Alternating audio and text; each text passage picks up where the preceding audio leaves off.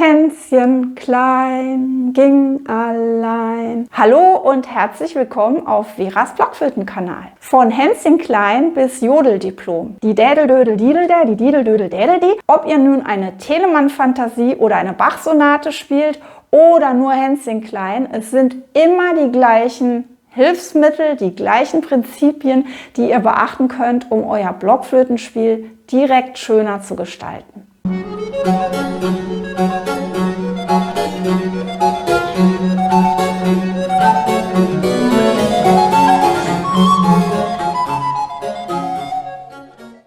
Schön gestalten beim Blockflöte spielen, das könnt ihr schon bei einfachsten Liedchen, wie zum Beispiel Hänschen klein, aber natürlich auch bei schwierigen Sonaten und Suiten, wenn ihr schon fortgeschrittener seid. Und umgekehrt ist es auch so, dass ihr, gerade wenn ihr schon fortgeschritten seid, euch immer wieder besinnen solltet auf die einfachen, grundlegenden Mittel, um euer Spiel schöner klingen zu lassen. Und wie das geht von Hänschen klein an bis zu höherem Niveau, das möchte ich euch in diesem Video mal demonstrieren. Ja, wahrscheinlich kennen viele von euch diesen herrlichen Sketch mit Loriot und Evelyn Hamann, wo sie, glaube ich, sagt, sie macht ihr Jodeldiplom, damit sie was Eigenes hat. Und da wird ja immer gesprochen von diesen Jodelsilben, die Dädeldödel-Diedeldä, die Diedeldödel-Dädeldi. Und das kommt ja im Blockflötenunterricht fast genauso vor. Wir sprechen nicht von die Dädeldödel-di, sondern von Tü-dü, Tü-rü, Tü-dü-dü, Tücke-Tücke-Tü. Das Jodeldiplom habe ich jetzt mal als Synonym genommen dafür, dass man schon weiter ist im Blockflötenspiel, vielleicht schon sehr schwierige Stücke spielt. Eine Absolventin meines Video-Online-Kurses für Einsteiger auf der Blockflöte, auf der Altblockflöte in dem Fall, hat mir einen Kommentar geschrieben unter eine Lektion. Also wenn man diesen Video-Online-Kurs selbst durchnimmt, dann kann man auch unter den einzelnen Videolektionen, die man durcharbeitet, Kommentare an mich schreiben und die beantworte ich dann natürlich auch. Und da hat eine Teilnehmerin geschrieben: Liebe Vera, bei Ihnen klingen diese kleinen Stücke so schön lebhaft und tatsächlich wie Tanzmusik. Bei mir klingen sie, wenn ich spiele, was da steht, wie 3 Tage Regenwetter. Ich denke, es wird noch dauern, bis ich die geschriebene Musik richtig interpretieren und lesen kann. Mir scheint, es reicht nicht, die Noten und die Zeitwerte zu spielen, wie sie aufgeschrieben sind. Kann man das auch üben, quasi die Musik in den Noten zu erkennen? Und ich finde diese Frage so wunderbar formuliert, die Musik in den Noten erkennen. Das ist doch für uns alle das Schwierige, die Musik aus den aufgeschriebenen Noten zu Leben zu erwecken. Ob ich jetzt eine Bach-Sonate spiele oder ein Weihnachtslied, ich muss immer was draus machen. Wenn ich ganz stur wie ein Metronom die Noten abspiele, dann ist das langweilig und macht mir selber auch keinen Spaß. Wie kann man das aber machen? Zum Beispiel, wenn man ganz am Anfang des Blockflötenspiels ist, wie diese Dame, die meinen Online-Videokurs gekauft hat und gerade erst lernt, was die Notenwerte sind, wie die einzelnen Töne heißen und wie sie auf der Blockflöte gegriffen werden und dann einfache Melodien spielt mit wenigen verschiedenen Tönen. Und ich zeige euch jetzt mal ein paar Beispiele, wie ihr das machen könnt.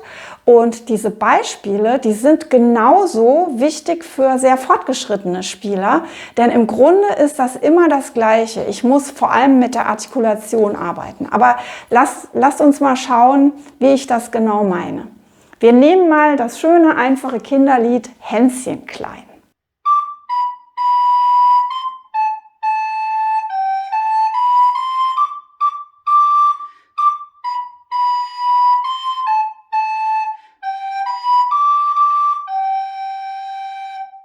Wenn ich die Noten von Hänschen klein so versuche zu spielen, wie ihre Werte dastehen, also die schwarzen und die weißen Noten komplett ausspiele, dann klingt das so.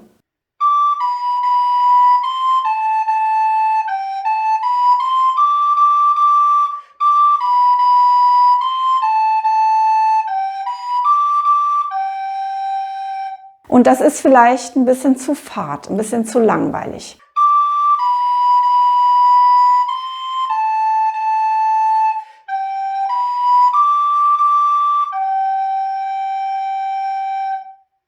Dabei habe ich gerade bei einem Volkslied oder auch bei einem Weihnachtslied oder auch bei Barockmusik die Freiheit, die Noten nicht so stur genau in der Länge zu spielen, wie sie dastehen. Sie sollen schon im richtigen Rhythmus sein, sie sollen den richtigen Notenwert haben, aber ich darf sie auch mal staccato spielen, also ein bisschen abgekürzt, und andere lasse ich so breit, wie sie sind. Und schon habe ich ein bisschen Abwechslung drin.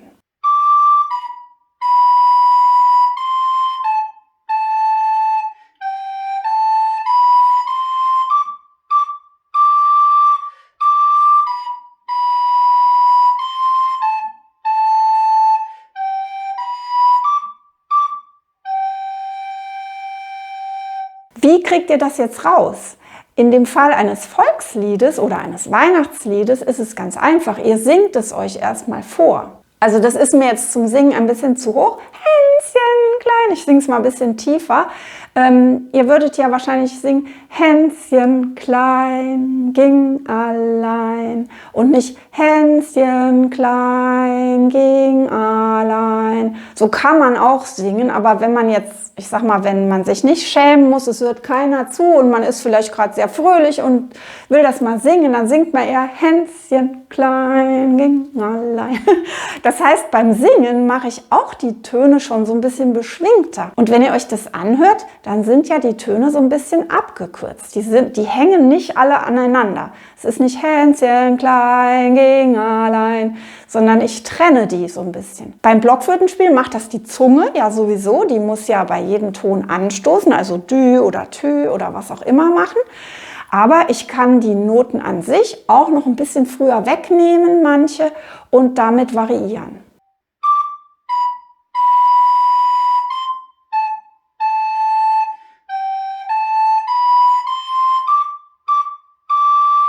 Und schon klingt das Ganze lebendiger. Wenn ich jetzt im Gegensatz dazu jetzt aber alle Noten ganz kurz spiele, dann ist das auch schon wieder langweilig.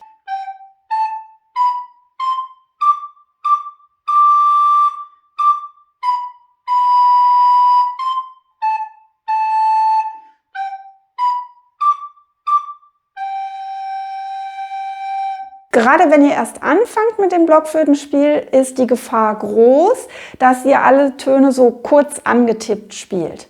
Also Variation heißt das Zauberwort. Ihr müsst mal so machen. Ihr könnt es euch vorsingen und ihr könnt da eigentlich nicht viel falsch machen, denn es ist besser, ihr probiert mal irgendwas aus, was dann vielleicht ein bisschen ungewöhnlich klingt, als wenn ihr alle Töne auf die gleiche Art spielt. Wenn das Lied dann weitergeht, wenn ich jetzt auch hier wieder ganz brav die Notenwerte einfach nur nachspielen, ausspielen würde, dann würde es so klingen.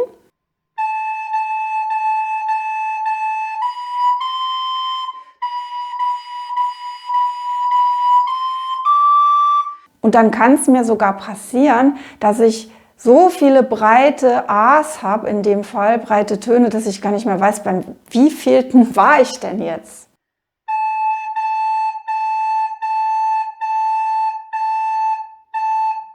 Erinnert euch nochmal hier an den Text, an der Stelle. Aber Mutter weint so sehr, hat ja nun kein Hänschen mehr. Also, aber Mutter. Ne? Das heißt nicht, aber Mutter weint so sehr. So würde das keiner von euch sagen oder singen, bin ich mir sicher. Also versucht das auch mal auf die Art zu spielen. So, das war jetzt ein Lied, von dem ihr die Melodie sogar kennt, aber vor allem auch den Text. Da ist das relativ einfach, was draus zu machen. Jetzt wollen wir mal schauen nach einem kleinen Liedchen, das ich komponiert habe für diesen Einsteigerkurs. Das spiele ich jetzt auch mal für euch rein von den Noten ab. Ich versuche mal nicht zu gestalten. Ich bin natürlich daran gewöhnt, immer gestalten zu wollen. Das heißt nämlich auch gestalten, dass man manche Töne so ein bisschen länger zieht, gerade noch so im Rahmen ihrer Zeit und dann an anderen Stellen ein bisschen nachgibt. Das ist das sogenannte Timing. Aber ich konzentriere mich heute für euch mal auf dieses Noten abkürzen, Noten staccato spielen und andere normal sozusagen.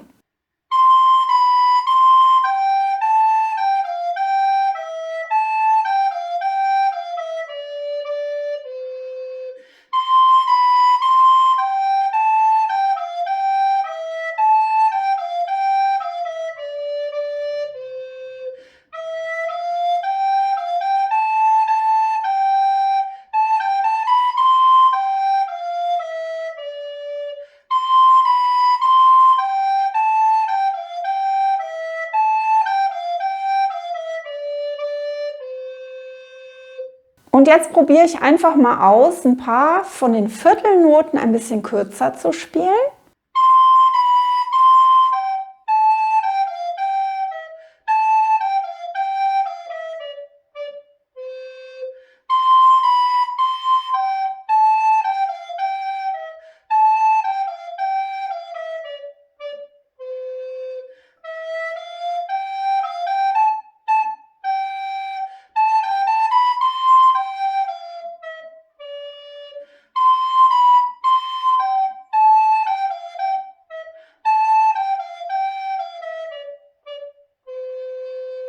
Das war jetzt meine Wahl, wo ich manche so ein bisschen luftiger spielen würde. Ich spiele sie also nicht schneller, das ist wichtig zu wissen. Ich spiele jetzt keine Achtelnoten da und mache dann früher weiter, sondern insgesamt dauert das dann an den Stellen genauso lang, aber es entstehen so kleine Luftlöcher dazwischen. Und wenn ihr mal gut hinhört, die Achtelnoten, die hier drin vorkommen, die schnelleren Noten, die spiele ich eher weich zusammen. Da mache ich also nicht ta-ta-ta so ganz kurz, sondern die schnelleren Notenwerte, die spiele ich eher dicht zusammen, dass sie nicht so zickig klingen. Und das ist eigentlich auch ein sehr guter Grundsatz, wenn ihr später oder wenn ihr jetzt schon Barockmusik spielt. Also wenn ihr jetzt diejenigen unter euch, die also schon fortgeschritten sind und Barocksonaten spielen, das könnt ihr euch auch merken, dass in fast allen Stücken die schnelleren Notenwerte besser klingen, wenn ihr die dicht aneinander spielt, mit weniger Staccato, außer ihr habt dauernd Sprünge drin. Und die langsameren Notenwerte, die können ein bisschen luftiger gespielt sein. Also insofern gelten diese Tipps hier für alle von euch, egal wie einfach oder wie schwierig die Stücke sind, die ihr spielt.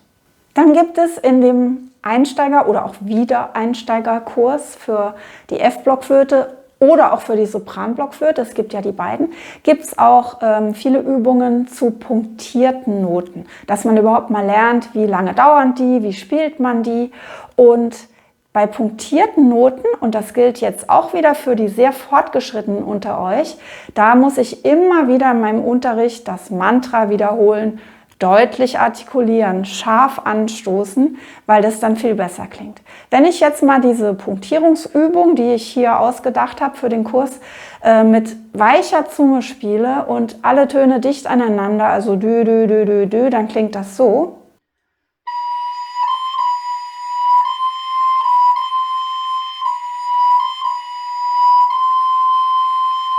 Und wenn ich stattdessen nun mal die punktierte Note und die Achtelnote danach ein bisschen schärfer anstoße mit einem T statt einem D, dann ist das Ganze schon mal mehr getrennt voneinander und dann klingt das Ganze direkt spritziger.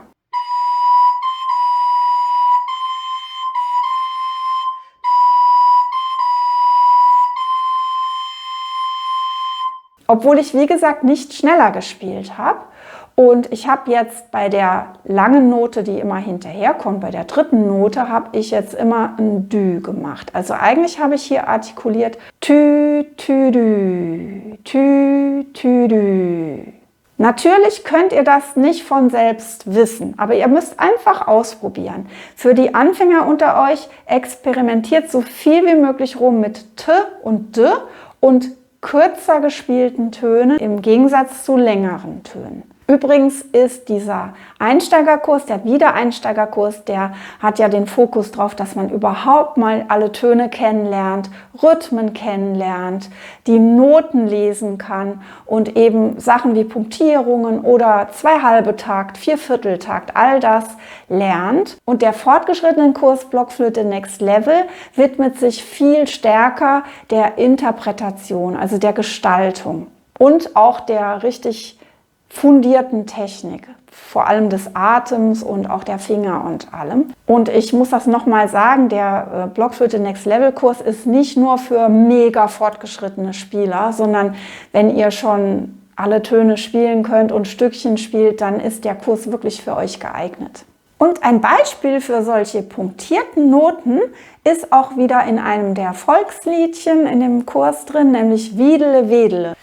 Wiedele, Wedele, hinterm Stedele hält der Bettelmann Hochzeit. Und wenn ich das jetzt einfach nur ganz flächig spielen würde, ohne dass ich da mal diese schärfere Zunge anbringe, dieses T ab und zu, dann klingt das so.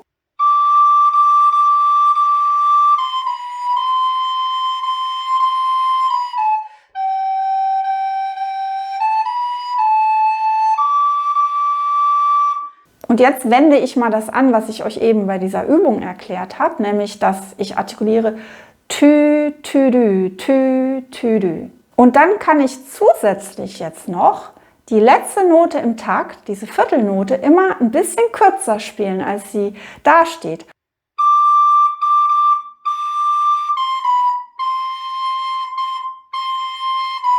Das ist erlaubt, das ist nämlich ein Volkslied, das ist frei, da ist nicht vorgegeben, dass ich diese Note ausspielen muss. Wenn ich zum Beispiel ein Stück von Beethoven spiele oder von Schubert, jetzt nicht auf der Blockflöte unbedingt, dann steht genau drin, manche Töne sollen gebunden sein, manche sollen in Staccato sein. Da steht genau drin, wie lange die dauern müssen. Aber bei unserer Barockmusik, die wir größtenteils auf der Blockflöte spielen, und bei Volksliedern, bei Weihnachtsliedern, da steht das nicht drin und da haben wir diese Freiheit, das zu machen. Und das ist natürlich super. Und wiederum für die Fortgeschrittenen unter euch, ich habe gestern im Online-Unterricht, im 1:1 Unterricht mit einer Schülerin die Telemann-Fantasie Nummer 10 durchgenommen und da gibt es zum Beispiel ein Moderato am Schluss, einen schönen Tanzsatz und da konnten wir genau diese Sachen wieder anwenden und hat die Schülerin, die sehr fortgeschritten schon ist, sich nochmal besonnen drauf, okay, ich kann ja manche Töne ein bisschen schärfer anstoßen und manche kann ich ja ein bisschen abkürzen und schon klingt das Ganze wieder viel tänzerischer. Also das für diejenigen unter euch, die jetzt sagen, okay, Hänschen klein und sowas brauche ich nicht. Es sind immer die gleichen Dinge im Prinzip. So, ich hoffe, ihr habt jetzt ganz viel Inspiration aufgetan. Ich hoffe, ich konnte euch Mut machen, dass auch wenn ihr erst ganz am Anfang seid, dass ihr gleich schon direkt von der ersten Sekunde an schöner spielen könnt mit einfachen Mitteln und auch diejenigen nochmal aufgeweckt, die schon lange spielen und vielleicht so manches ein bisschen aus dem Auge verloren haben. Wenn euch das Video gefallen hat, dann gebt mir gerne einen Daumen hoch und ich freue mich natürlich riesig, wenn ihr in die Kommentare schreibt, wie ihr es findet, was ihr euch wünscht, was ihr für Probleme habt.